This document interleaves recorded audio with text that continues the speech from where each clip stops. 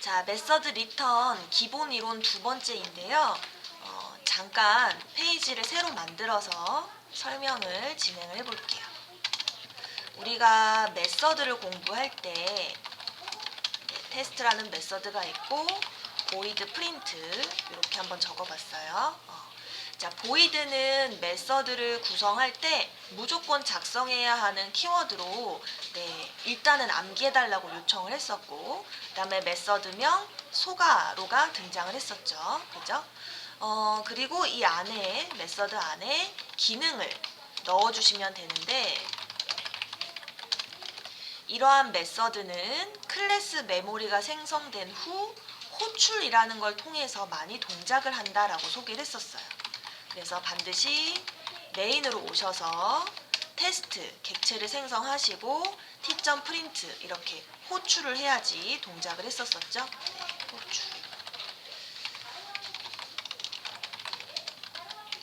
그래서 이렇게 출력이 되고요. 그리고 이 메서드를 통해서 우리가 또 한 가지 더 추가할 수가 있었는데, 이처럼 소가로에 값을 전달할 수가 있었어요. 그래서 예를 들어 여러분들 여기에 이름을 전달하고 싶다 그러면 타입과 변수명을 설계할 때 지정을 해주시고, 호출할 때에는 해당 타입에 알맞는 데이터로 전송을 해줘야 했었어요. 네, 요렇게요.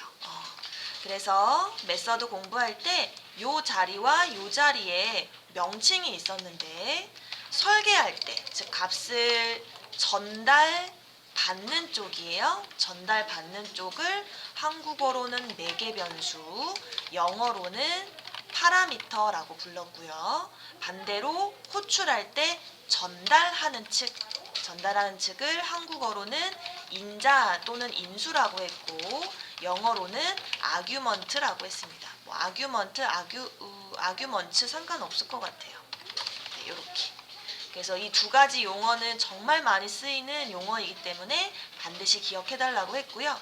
그리고 이 메서드의 매개 변수의 종류와 개수는 제약이 없어요. 그래서 여러분들이 원하시는 변수를 계속 추가해서 작성도 가능합니다.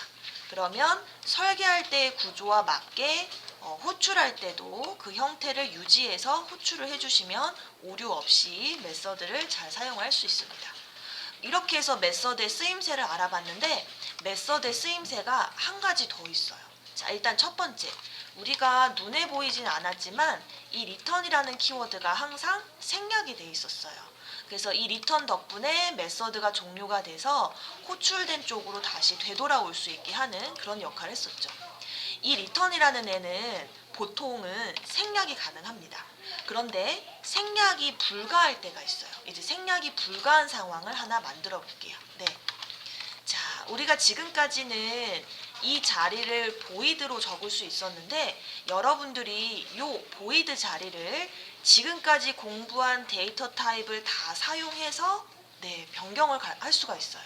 자, 예를 들어서 우리가 이름을 한번 적겠다 그러면 문자열 타입의 스트링으로 선언을 하는 거예요. 이 보이드 자리는 우리가 지금까지 공부한 데이터 타입을 작성할 수 있는 자리이기도 해요, 사실은. 네. 그리고 여기에 뭐라고 적어볼까요? return name이라는 변수명을 적고 메서드명을 적고, 네, 이렇게 적어봤어요. 네. 자, 그리고 지금 오류가 나죠. 우리 void라고 적을 때에는 return이 생략이 가능했지만 void 자리에 여러분들이 원하시는 데이터 타입을 작성하시게 되면 이 return은 생략이 불가합니다. return은 생략이 불가하고요. 이와 동시에 return 뒷자리에 여러분들이 void 자리에 작성한 데이터 타입에 맞는 데이터를 넣어주셔야 돼요. 그래서 예를 들어 return 홍길동, 네, 요런 게 가능합니다. 다시 한번 정리해 볼게요. 메서드는 void라는 키워드 자리에 void 또는 내가 원하는 데이터 타입을 적을 수가 있다. 그래서 void를 적을 때에는 return이 생략 가능하지만 내가 원하는 데이터 타입을 적게 되면 그 데이터 타입에 맞는 데이터를 return 뒤에 반드시 작성을 해야 되고, 이와 동시에 return은 생략 불가하다. 이렇게 기억을 해주시면 돼요. 아시겠죠? 자, 그러면 요 프린트는 우리가 사실상 이미 연습을 많이 한 녀석인지라 알겠는데 요 리턴 네임은 어떻게 쓰는지 궁금해요. 그죠? 자, 한번 해볼게요. 여기 내려오셔서 t. return name이라고 작성을 합니다. 그리고 한번 실행을 해봤어요. 근데 특별히 뭔가 동작되는 게 없어요. 그죠? 자, 이 return name이라는 메서드는요, 호출이 되면 올라갑니다. 올라갔는데 내부적으로 기능은 특별히 없고 return 홍길동이라는 멘트가 있어요. 그럼 이 return은 본래 메서드 종료이자 자기를 호출해준 쪽으로 다시 되돌아오는 그런 명령어인데, 되돌아올 때 그냥 되돌아오는 게 아니라 홍길동이라는 문자열 데이터를 들고 되돌아오게 되는 거예요. 그래서 return 키워드가 작성된 메서드는 사용법이 두 가지가 있습니다. 첫 번째 사용법은요, 일회성으로 그냥 데이터를 출력만 할 용도로 출력문 안에서 호출하는 것이고요. 두 번째는 나는 이것을 어딘가에 저장해서 name이라는 변수명으로 계속 재사용하고 싶은 거예요. 그러면 변수에 저장을 하는 거예요. 저장을 하고 여러분들이 필요할 때마다 그 변수를 출력하거나 조작을 해서 원하는 데이터 타입으로 변형해서 사용할 수가 있습니다. 그래서 실행을 하게 되면 이렇게 홍길동이라는 데이터가 전달이 된 것을 확인할 수가 있어요. 그래서 메서드는 이렇게 크게 두 가지 형태로 쓸 수가 있는 거예요.